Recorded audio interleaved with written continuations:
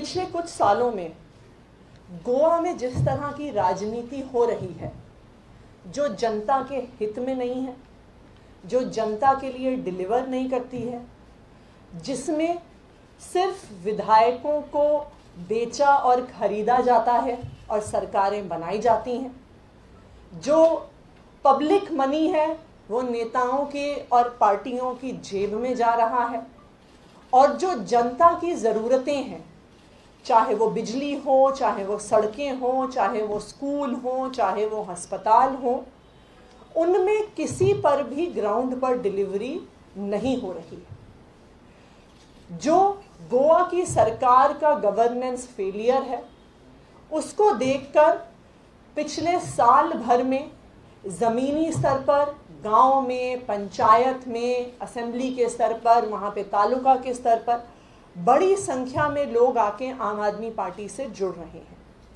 अभी रिसेंटली ही हमने अपना पूरा ऑर्गेनाइजेशन का स्ट्रक्चर गोवा में बनाया है, जहाँ पे हर असेंबली इंचार्जेस डिक्लेयर हुए हैं, हर पंचायत में इंचार्जेस, को इंचार्जेस, असेंबली कमिटीज़ डिक्लेयर हुई हैं।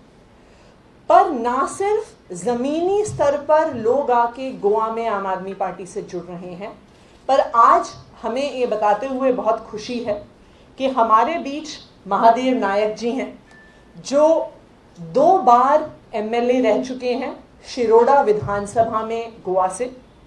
2007 से लेके 2017 तक महादेव नायक जी 2 बार एमएलए रह चुके हैं, और 2012 से 2017 में मनोहर पारिकर जी की सरकार में महादेव नायक जी सोशल वेलफेयर मिनिस्टर भी रह चुके हैं, कोऑपरेटिव डिपार्टमेंट्स के मिनिस्टर भी रह चुके हैं। एक गोवा के एक नामी पॉलिटिशियन होने के अलावा महादेव नायक जी गोवा में एक बहुत बड़ी संख्या में भंडारी समाज है, उसके सामाजिक संगठनों का भी प्रतिनिधित्व करते रहे हैं, उनकी आवाज़ को गोवा की विधानसभा तक पहुंचाते रहे हैं। इन्हीं के मंत्री होने के कार्यकाल में ओबीसी रिजर्वेशन गोवा में बढ़ाया गया था, और इस रिजर्वेशन का इनकी कम्युनिटी को फ़ायदा मिल सके, पूरे गोवा के लोगों को, भंडारी समाज को उसका फ़ायदा मिल सके, उसका पूरा इम्प्लीमेंटेशन महादेव नायक जी ने किया है। महादेव नायक जी का आम आदमी पार्टी में स्वागत है। आम आदमी पार्टी के काम देखकर, आम आदमी पार्टी ने जो दिल्ली में काम किया उसको देख के महादेव नायक जी ने फैसला किया कि वो आम आदमी पार्टी से जुड़ेंगे। तो आपका आम आदमी पार्टी में स्वागत है। मैं सत्येंद्र जैन जी को रिक्वेस्ट करूंगी कि उनको पटका और टोपी पहना के आधिकारिक तौर से पार्टी में शामिल करें।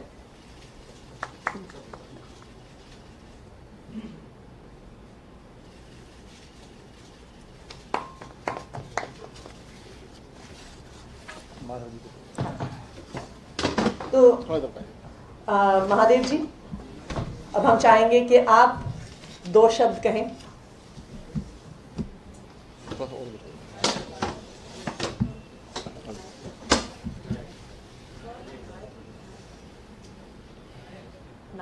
नाइक हाँ, नायक नहीं।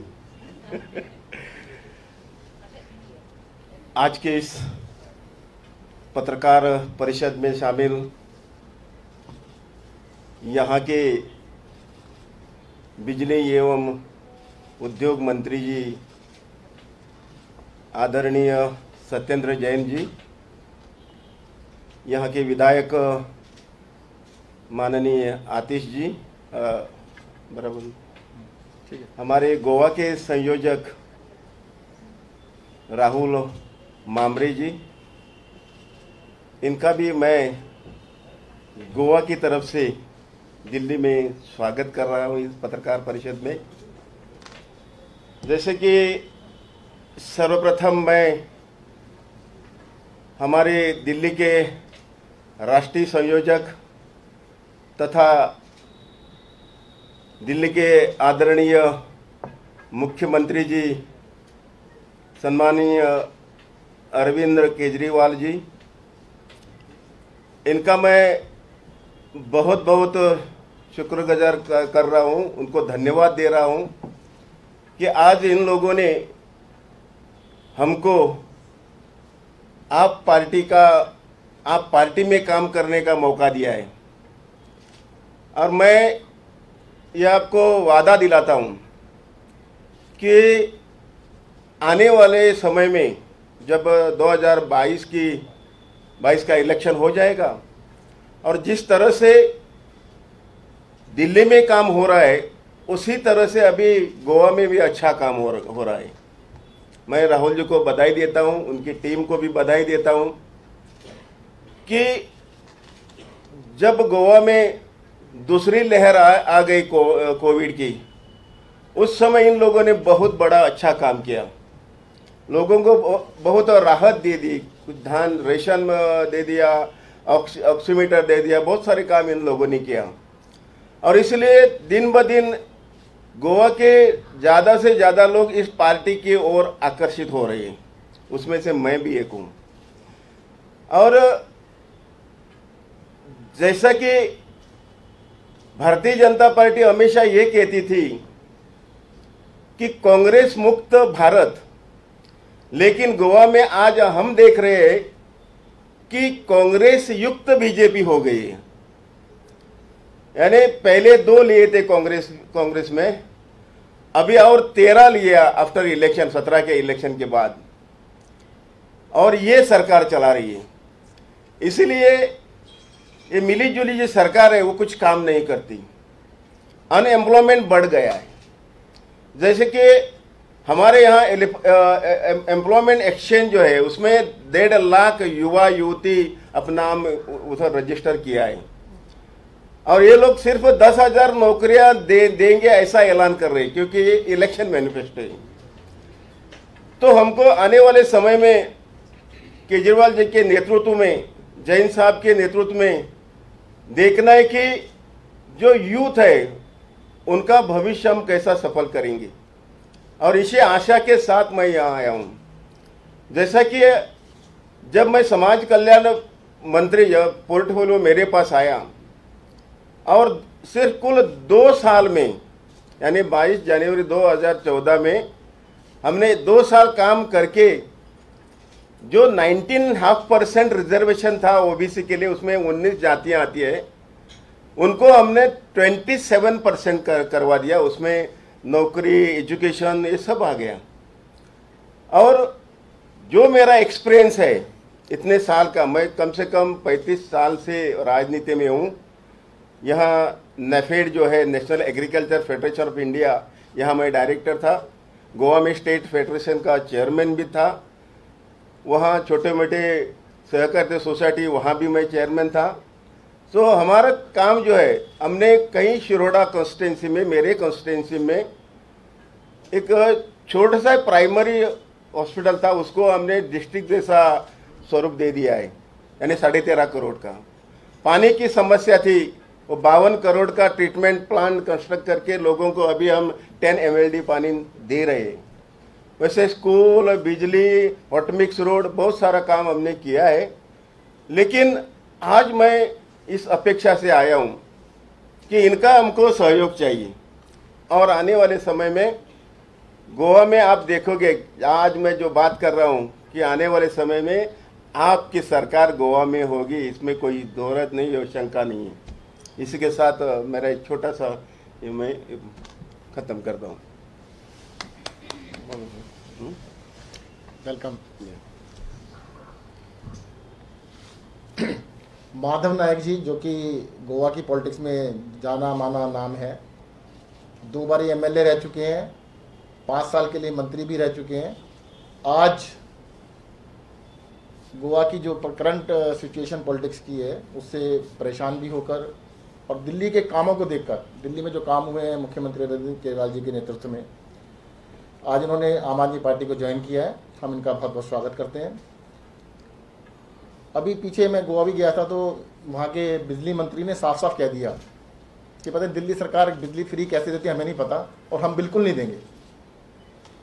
माधव जी से बात हो रही थी कि ये तो बिल्कुल साफ ही मना कर रहे हैं, मतलब कम से कम नहीं करेंगे ऐसा तो नहीं कहना चाहिए था, बिल्कुल साफ ही मना कर दिया, हम बिल्कुल नहीं कुछ भी करेंगे। एक और चीज़ बताता छोटी सी, उन्होंने कहा कि गोवा के अंदर बिजली झारखंड से आती है, कहते इसको कई साल लगेंगे बिजली को ठीक करने में लाने में। हमें बिजली तो पलक झपकने से पहले आ जाती है, पूरे देश में ही नेशनल ग्रिड के थ्रू आती है, दिल्ली में भी आती है झारखंड से, दिल्ली में भी हिमाचल से आती है।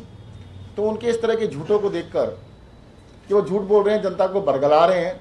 और सबसे बड़ी बात है कि गोवा के अंदर देखिएगा इतने अच्छे नेचुरल रिसोर्सेज हैं, दुनिया के सबसे सुंदर शहरों जगहों में से एक गोवा है। नेचुरल रिसोर्सेज बहुत अच्छे हैं, लोग बड़े अच्छे हैं, पर वहाँ के जो थर्ड क्लास पॉलिटिशियंस हैं उन्होंने उसका गोवा का सत्यानाश कर दिया। उन लोगों की नीतियों से दुखी होकर माधव नायक जी आज ज्वाइन कर रहे हैं। और मुझे लगता है कि हम सब मिलके, गोवा की सारी जनता मिलकर, सभी लोग मिलके इस बारी गोवा के अंदर बहुत बड़ा चेंज करेंगे। और गोवा के अंदर देखिएगा इस बारी आम आदमी पार्टी की सरकार बनेगी। और वहाँ पर भी जैसे दिल्ली के अंदर अच्छे काम हुए हैं, बिजली में, पानी में, शिक्षा में, स्वास्थ्य में, पब्लिक की सेवा में, वो सारे काम वहाँ पे भी किए जाएंगे। धन्यवाद। एक मिनट अभी खत्म नहीं हुआ है। अभी हमारे गोवा के कन्वीनर राहुल मामरे जी भी अपनी बात रखें।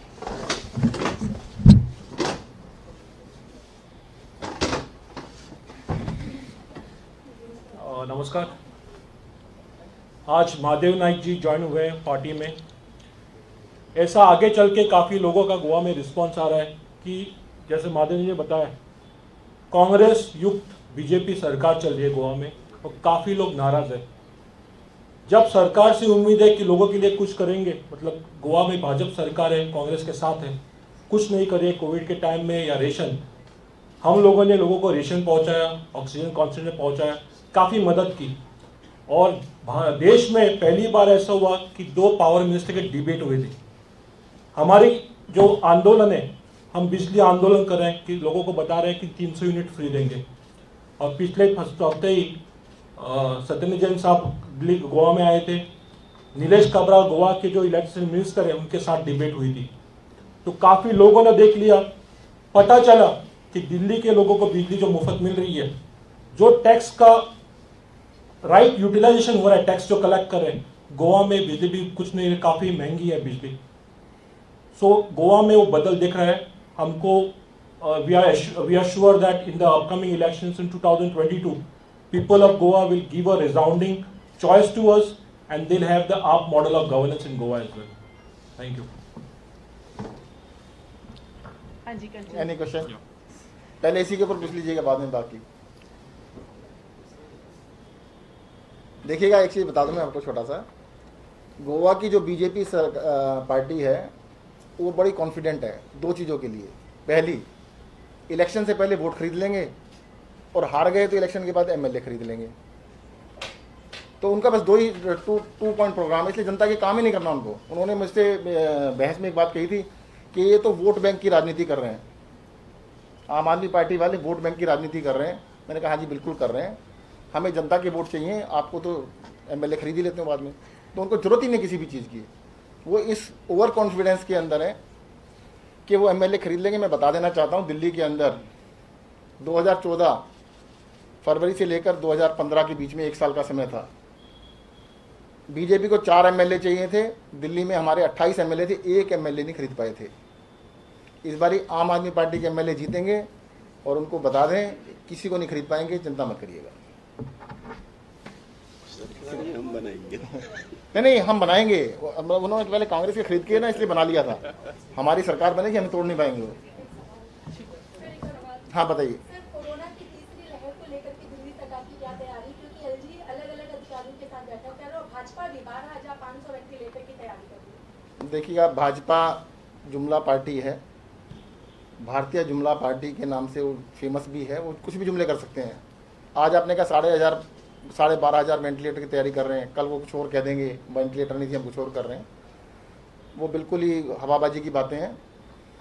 और जहाँ तक तैयारी की बात है, दिल्ली सरकार नेक्स्ट वेव की पूरी तरह से तैयारी कर रही है। और मैंने जैसे कि कल भी बताया था, हम 37,000 बेड्स की तैयारी कर रहे हैं इस बारी, कि 37,000 बेड्स को हम तैयार रखेंगे। दूसरा, हमने ग्रेडेड रेस्पॉन्स सिस्टम बनाया है, जो कि पब्लिक डोमेन में हमने रख दिया है कि 0.5% जब पॉजिटिविटी पहुंचेगी तब से ही हम रेस्ट्रिक्शंस लगाने स्टार्ट कर देंगे। अभी इस टाइम 0.1% के करीब है। तो वो हमने सबको शेयर कर चुके हैं। तो इस बारी रेस्ट्रिक्शंस जो है जल्दी लगाने के चांस है। सर, ये जो रिस्पॉन्स एक्शन प्लान बनाया था, ये लागू हो गया है? क्योंकि अगर वो लागू हो गया तो फिर तो सब कुछ खुल ही जाना चाहिए। 0.5 तो है ही नहीं इस दिल्ली में। नहीं, ऐसा नहीं है। 0.1 तो है ना, अभी ख़त्म नहीं हुआ है। अभी एक्सपर्ट्स ने ये नहीं कहा कि सब कुछ खत्म हो गया है, सब कुछ बिल्कुल मस्त हो जाइए, ऐसा नहीं है। और दिल्ली में काफ़ी चीज़ें खुल चुकी हैं। 0.5 का मतलब ये है कि जितनी पॉजिटिव, आज आपको समझिए 1000 में से 1000 टेस्ट हम जब करते हैं तो 1 पॉजिटिव आता है। 0.5 का मतलब 1000 टेस्ट करेंगे 5 पॉजिटिव आएंगे। अभी ICMR का कहना है कि 5% इज द बेंचमार्किंग। हम 5% को बेंचमार्किंग नहीं ले रहे हैं, हम 0.5 को लेके चल रहे हैं। नहीं सर, मैं कह रहा हूँ कि जो एक्शन प्लान बनाया हुआ है वो 0.5 से शुरू हो रहा है, यानी उससे नीचे तो सब कुछ खुला ही होना चाहिए। नहीं, ऐसा नहीं, नहीं ऐसा नहीं है। मतलब 0.5 के ऊपर फर्दर रेस्ट्रिक्शन लगाने चल रहा है। फर्दर रेस्ट्रिक्शंस है। फर्दर रेस्ट्रिक्शन लाई जो अभी चल रहा है, ठीक है। Thank you.